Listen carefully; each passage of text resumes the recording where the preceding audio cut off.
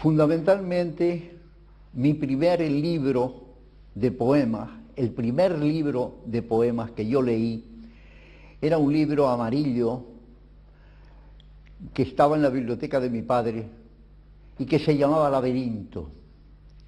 Ese libro me inició a mí en la poesía realmente. Era un libro de Juan Ramón Jiménez. A partir de entonces, yo tenía 14 años, me dediqué a leer poesía porque entré en un mundo literario que para mí era de una novedad extraordinaria. Empecé a darme cuenta de lo que era la metáfora, empecé a darme cuenta sobre todo de cómo se podía interpretar el mundo de una manera total y absolutamente distinta. Ese fue mi inicio en la poesía.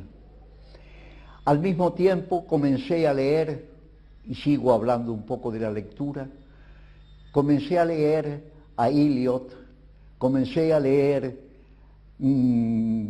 a los poetas ingleses, a Byron, a Shelley, a Wordsworth. Me metí de lleno en el mundo de la poesía y a eso de los 14, 15 años yo empecé a escribir mis primeros poemas que eran, como es lógico y natural, malos como un dolor.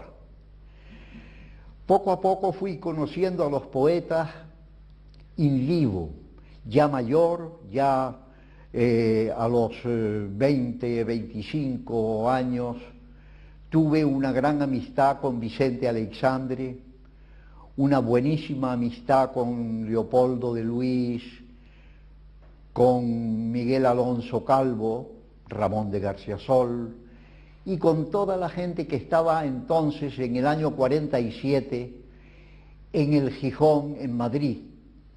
Allí conocí, oí poesía, aprendí poesía y sobre todo me inculcaron una cosa, que yo tenía que saber métrica para poder hacer poesía y después, como decía Amado Nervo, abandonar todo procedimiento y dedicarme a hacer la poesía que a mí me diera la gana.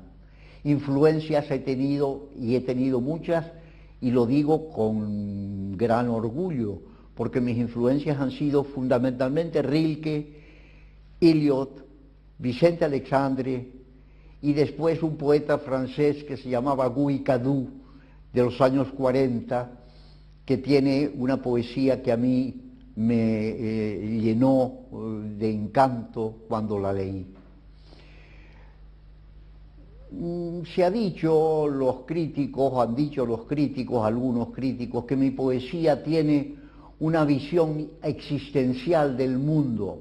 Yo no lo sé. Además, creo que la crítica de la poesía uno debe de escucharla, pero no hacerle caso, como no sea que esté uno cometiendo una falta de ortografía.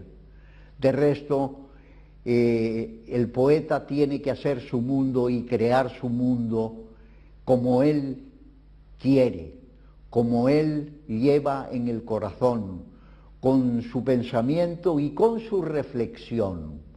Y sobre todo hay una cosa, y con esto ya termino, hay una cosa muy importante. El poeta tiene que saber su lenguaje. Eso es la base de la poesía. Ya decía Heidegger que el lenguaje empieza en la poesía. Yo siempre he afirmado que no solo el lenguaje, no solo la poesía empieza a crear el lenguaje, sino que la poesía es el lenguaje más puro que el hombre ha creado.